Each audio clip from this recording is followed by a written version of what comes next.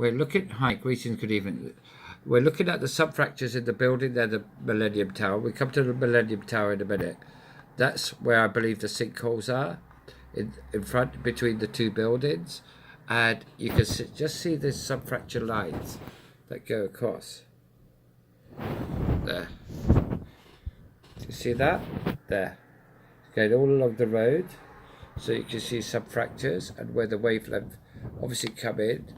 Now we're going to go and basically go to put that up, and you can see the subfractures, and we're going to go and have a look at the other side, so you can see where the wavelength's coming in from. Can you see that? Can we all see that? I think we can. Right, that's coming from SAT, isn't it? It's climate engineering, or like cloud seeding. So they're looking, obviously it's coming from, I'd imagine up there in the ionosphere, or the upper grades of the atmosphere. That is a wavelength. So that building, whatever that building is, you see the fractures all along the metal. There, can you see that? Right, so that building should be evacuated. You can see the wavelength, and moreover you can see the residue reading. So the metallic ore is obviously compromised, whatever that building is on there, and we already picked out the Pecros readings. Can you see the SAT reading? The reflectivity is coming, looking upwards, isn't it? It's looking up at the sky to the satellite where it's coming from. Right, so this building has some fractures in the construction, the metal. Now you can see where the plume waves, you can see the Pecros readings, because the circuits on the SATs would have residue. Now that's coming directly from the satellite, and it's going down, and it's obviously, you see the wavelength of the, there, see the wavelength of the satellite. Yeah, that's obviously what they use to heat the nanoparticles in the atmosphere. Here is the same thing on that building. That's got a number 2. Can you see number 2? Exactly, or 3, whatever that is. That's the same wavelength to which is going up from the atmosphere, to which we see on that building and on that building.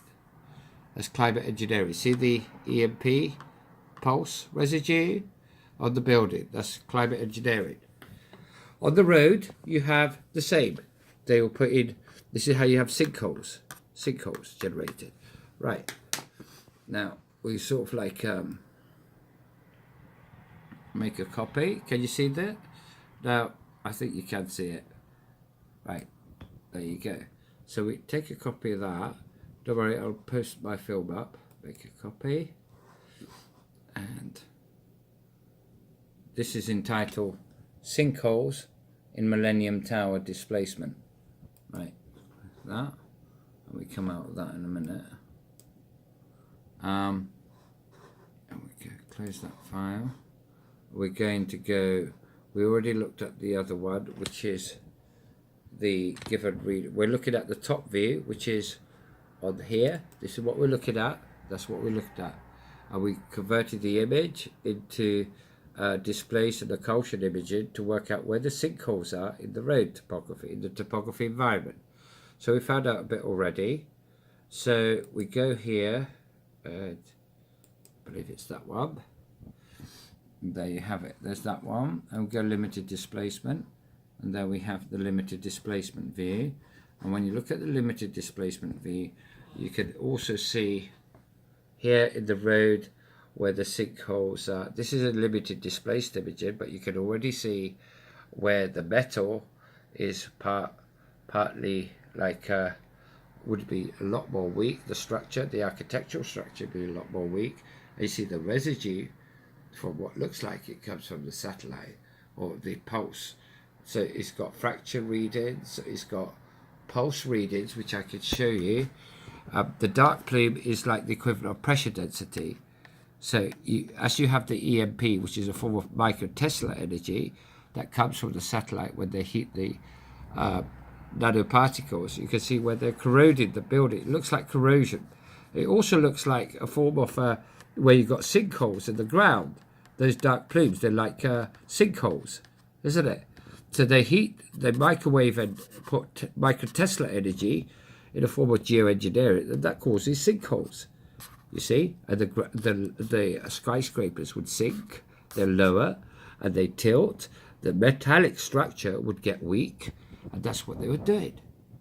I know. Why or how people can do that, I don't know. And if this is an earthquake zone, well, they're sinkholes. They're like, they microwave or heat the land below, and you can't see it because it's all frequency, only through limited displaced imaging and also through specular and occlusion imaging. Yeah, right. So this is limited displacement imaging, and you can see where the pulse plume would go through the building, and you can see it there. But you can also see the residue where it comes from. So we can say not just stress fractures, but also EMP wavelength or pulse wavelength from satellite through climate engineering, where they engineer synthetic storm. Sometimes those particles corrode. They corrode. So once they fall on the ground, they normally heat that, and they apply microwave and pulsar and EMP, to which would cause sinkholes. That's what you got. So we roughly know where in the land they were looking at, or they were putting sinkholes to sink their buildings and claim on the insurance. Exactly. I know. Very sophisticated what was going on. There's the radii reading, the topography, and there you can see where they were aiming at in the building, or the stress fractures. There you go. The red is energized stress, and there's the other part, which is the pulsar, which is like the green. So you see it's coming from up in the ionosphere, where the direction the wavelength's coming from. Can we see that? I think we can. Right. It's coming from top to bottom, and there's fracture lines. Can you see those fracture lines? There. So the concrete is already compromised, because you see the wavelength, and it's going through the building. So that's all already fractured or sub-fractured. And you see the crackling in the concrete. There. Right, what else we got? Along here, same thing. They're like wavelengths. And it corrodes the concrete and the structure. And on the road, the same thing. Those dark blue ones are like, they're like sinkholes in the road. So that's what we're looking at. And here, on this building, you have the same sort of stress fractures. The red is high energized readings of microtesla energy or stress and pressure, and you've got the given corrosion element, which is where you can see the wavelengths.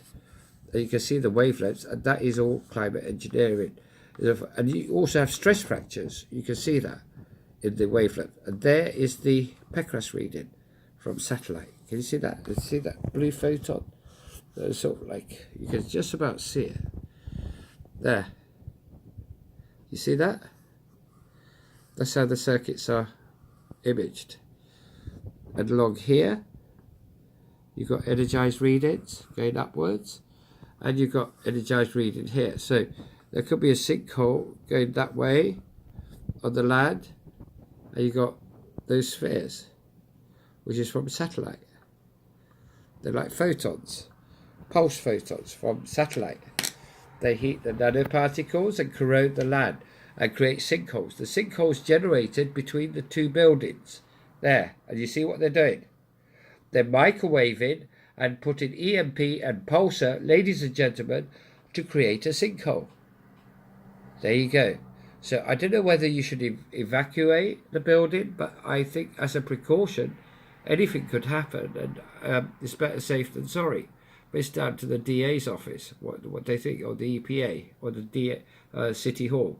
It's for City Hall to work out.